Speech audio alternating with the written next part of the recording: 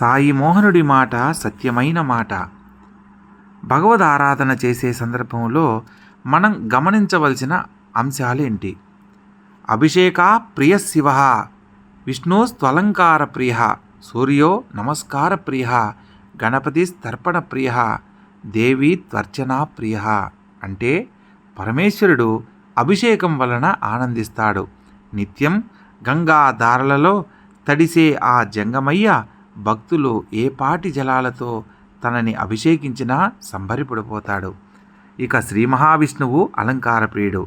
సమస్తమైన సిరి సంపదలకు ఆలవాలమైన శ్రీ మహాలక్ష్మికి మనోహరుడైన కారణంగాను, భోగభాగ్యాలను సూచించే కౌస్తుభ మకర కుండలాది దివ్యాభరణుడైన కారణంగాను భక్తులు సమర్పించే ఏ చిన్ని అలంకారానికైనా సరే సంతోషపడతాడు. ఇక సూర్య భగవంతుడు ప్రచండమైన వాడి వేడిగల కిరణాలతో కూడి ఉండే ఈయనకు నమస్కారం అంటే ఇష్టం. అందుకే భక్తులర్పించే సూర్య నమస్కారాలను స్వీకరించి వారిని అనుగ్రహిస్తాడు. ఇక గణపతి తర్పణ ప్రియుడు. తర్పణం అంటే తనివి తీరేలా ఆయన పేరున నీళ్లను వదలడం. దేవి అంటే ఇక అమ్మవారు. అమ్మవారికి అర్చన అంటే ప్రీతి. ఆమె నామావళిని జపిస్తూ పూలతోనో కుంకుమలతోనో భక్తులు యథాశక్తిగా చేసే అర్చనల వల్ల ఆమె అనుగ్రహిస్తుంటుంది.